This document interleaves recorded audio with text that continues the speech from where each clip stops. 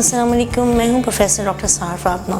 मैं consultant gynaecologist हूं और मेरी सब स्पेशलिटी है बेऔलादगी के इलाज में और बग़ैर कट के ऑपरेशन में यानी लेप्रोस्कोपी में। और इसके अलावा मैं रोबोटिक सर्जन भी हूं, यानी हम रोबोट के ज़रिए सर्जरीज भी करते हैं।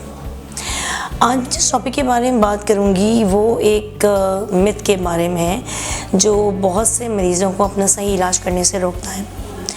बहुत दफ़ा ख़वातीन की बच्चेदानी में कोई रसोली होती है या पीरियड्स इरेगुलर होते हैं या कोई और ऐसे मसाइल होते हैं जिनके लिए उनको बच्चेदानी निकालने की ज़रूरत पड़ती है। तो लोगों में बड़ा खौफ होता है कि बच्चेदानी नहीं निकालनी चाहिए, ये बहुत ख़तरनाक हो सकती है। तो आज हम इसी के बारे में डिस्कशन करेंगे कि ये लोग बच्चेदानी को निकालने से डरते क्यों हैं और क्या ये जो डर है ये सही है। बच्चेदानी निकालने से ऐसी कुछ बीमारियाँ हो जाती हैं जो बहुत ख़तरनाक हैं। इसी सिलसिले में आज डिस्कशन करते हैं। देखिए, बच्चेदानी का काम अल्लाह की तरफ से दो चीज़ों के लिए, एक तो ये बच्चे पैदा करने के लिए होती है, यानी बच्चे का एक तरह से कमरा है, और दूसरा बच्चेदानी का मकसद ये होता है कि उसके ज़रिए हर महीने माहवारी आती है।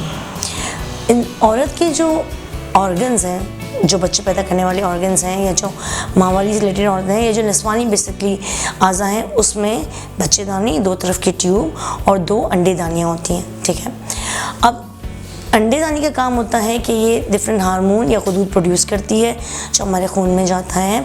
उसके ज़रिए हमारी बॉडी के बहुत से फंक्शन मेंटेन होते हैं, जैसे हमारे थायराइड मेंटेन होता है, हमारे हार्मोन्स मेंटेन होते हैं, हमारी सेहत, हमारी वेलबींग कंट्रोल होती है। ये सारे हार्मोन्स हमारी अंडेदानी में से आ रहे होते हैं। इसी अंडेदानी में से अंडे भी पैदा होते हैं और ये अंडे बज़रिया ट्यूब के बच्चेदानी के अंदर जाते हैं। अगर किसी औरत को हमल होता है तो ट्यूब में ही आदमी का स्पर्म और औरत का ओवा मिलता है और इस ट्यूब में ही बच्चा ठहरता है, फिर नीचे मुँह करके बच्चेदानी में आ जाता है।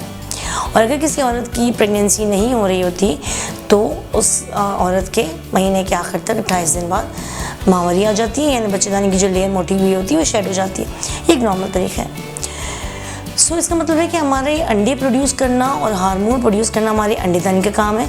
हमारे ट्यूब का काम है कि इसको ट्रांसपोर्ट करें, इसको अपने रास्ते से गुजार के सही जगह पे ले जाए।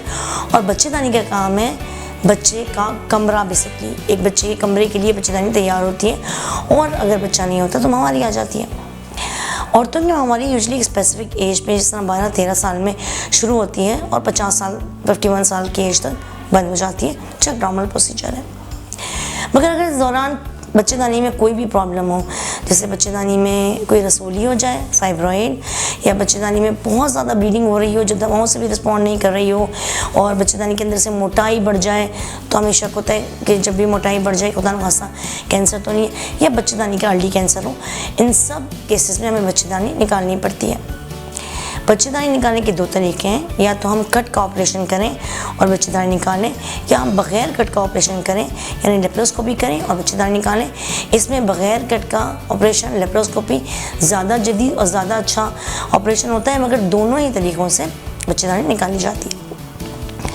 अब जब किसी भी मसले के लिए मरीज़ को बताते हैं, उसे घर वालों को बताते हैं कि बच्चेदानी निकालनी है, तो लोग बड़े डर जाते हैं, घबरा जाते हैं। एक ख़राब बच्चेदानी जिसमें रसूलियाँ हैं, जिसमें कैंसर है, जिसकी वजह से ब्लीडिंग बहुत ज़्यादा हो रही है, उसको इस लिहाज से नहीं निकालते कि निकाल देंगे तो हमें फ़ला बीमारियाँ हो जाएंगी। जैसे अगर बच्चेदानी निकाल देंगे तो मियाँ बीवी के रिलेशनशिप ख़राब हो जाएगा, अगर बच्चेदानी निकाल देंगे तो औरत वक्त से पहले बूढ़ी हो जाएगी, अगर बच्चेदानी निकाल देंगे तो औरत को किसी किस्म के कैंसर हो जाएंगे अंडेदानी के। अब मैं इन सब गलतफहमियों का एक एक करके आपको जवाब देती हूँ।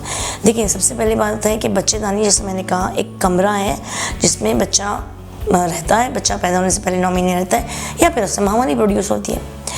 तो बच्चेदानी निकालने से औरत के बूढ़े या जवान होने का ताल्लुक़ नहीं है। औरत के जो हार्मोन्स हैं वो निकलते हैं अंडेदानी से, स्पेशली ईस्ट्रोजन हार्मोन, जो 51 ईयर्स की एज के बाद आने बंद हो जाते हैं। ये हार्मोन औरत को, आप समझ लें, औरत का ब्यूटी हार्मोन भी है, इसका यूथ का हार्मोन भी है। ये जब तक आता है पीरियड्स भी आते रहते हैं और जवान रहती है और बहुत सी और बीमारियों से बचती है, जैसे ब्लड प्रेशर, शुगर या दिल की बीमारियों से बचती है, कोलेस्ट्रॉल कंट्रोल रहता है इस ईस्ट्रोजन हार्मोन की वजह से, जो आता है अंडेदानी से, बच्चेदानी से नहीं आता। तो बच्चेदानी निकाल देने से औरत बूढ़ी नहीं होती। दूसरा सवाल ये होता है कि मियाँ बीवी के रिलेशनशिप ख़राब हो जाएंगे, मियाँ बीवी मिल नहीं पाएंगे अगर बच्चेदानी निकाल दी। जो मियाँ बीवी के मिलने का ताल्लुक़ होता है वो वजाइना से होता है, जिसको फुर्ज कहते हैं उर्दू में। लेकिन इसका यूट्रस से कोई ताल्लुक़ नहीं होता।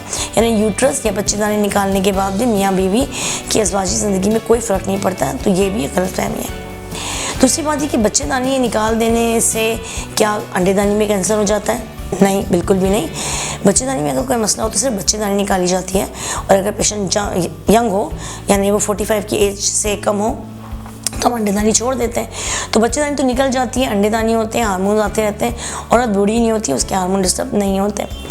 लेकिन अगर आपने अंडेदानी छोड़ी है पीछे और ज़िंदगी में कभी जाके अंडेदानी में कोई कैंसर हो जाए तो ये अलग कहानी है, मगर इसका बच्चेदानी से निकाल देने से कोई ताल्लुक़ नहीं है, क्योंकि अंडेदानी अपनी जगह पे काम कर रही होती है और फिर बच्चेदानी अपनी जगह पे। इसके अलावा क्या बच्चेदानी निकाल देने से औरत कमज़ोर हो जाती है, हड्डियाँ कमज़ोर हो जाती है? नहीं, बिल्कुल भी नहीं। औरत के जो हार्मोन्स हैं बेसिकली वो आ रहे होते हैं अंडेदानी से, ईस्ट्रोजन से, तो इनका बच्चेदानी से ताल्लुक़ नहीं है। ये जो कुछ अर्से बाद हमारी हड्डियाँ कमज़ोर हो जाती हैं, हमें जोड़ों का दर्द होता है, इसका ताल्लुक़ हमारी ग़िज़ा से है और इस बात से है कि आपने ज़िंदगी भर अपना कितना ख्याल रखा है। आप कैल्शियम नहीं लेते, आप विटामिन डी नहीं लेते, आप कैल्शियम या विटामिन डी जैसे कोई चीज़ें नहीं लेते, आपकी बॉडी में आयरन अच्छा नहीं है, आप फ्रेश फूड्स, फ्रेश वेजिटेबल्स और अच्छा प्रोटीन डाइट नहीं लेते, आप कार्बोहाइड्रेट ज़्यादा लेते हैं। ये सारी वजह हैं जिसकी वजह से आप कमज़ोर होने लगते हैं, आपकी हड्डियाँ कमज़ोर होने लगती हैं, आपके वज़न बढ़ते हैं और दूसरे मसाइल होते हैं। तो इसका ताल्लुक़ बच्चेदानी निकलने से बिल्कुल भी नहीं है। अब सवाल ये पैदा होता है कि जब हम बच्चेदानी निकाल रहे होते हैं तो क्या हम अंडेदानी निकाल लें या छोड़ दें? देखिए, जैसे मैंने कहा, पूरा यूनिट है अल्लाह की तरफ से, 2 अंडेदानियाँ, 2 ट्यूब, 1 बच्चेदानी। तो जब हम बच्चेदानी निकाल देते हैं और पेशेंट की ऑपरेशन के वक्त हमें अंडेदानी अच्छी लगती है, नॉर्मल लगती है, उसमें कोई मसला नहीं होता और पेशेंट की एज भी कम होती है, जिस तरह वो 45 या उससे छोटी उम्र की होती है, तो हम यूजली अंडेदानियाँ छोड़ देते हैं। लेकिन वो औरत जिसकी उम्र 50 साल के करीब हो और अगर हमें ऑपरेशन के दौरान अंडेदानी में कोई प्रॉब्लम नज़र आए तो हम यूजली अंडेदानी को भी निकाल देते हैं। बिकॉज अगर आप अंडेदानी में को छोड़ दें, उसमें कोई रसूली छोड़ दें, तो बाद में रसूली मसला कर सकती है।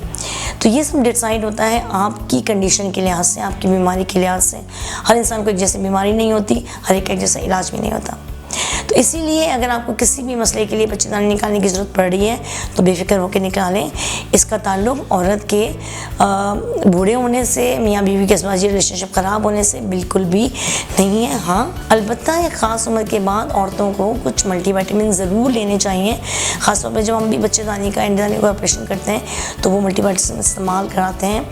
और कैल्शियम और विटामिन डी का अगर आप इस्तेमाल रखेंगे, उनका लेवल चेक कराते रहेंगे, अपनी डाइट को कैल्शियम और विटामिन डी रिच रखेंगे, मिनरल्स अच्छे लेंगे, विटामिन B12 लेवल बॉडी में मेंटेन रखेंगे, तो आपको इस तरह के कोई भी मसाइल नहीं होंगे।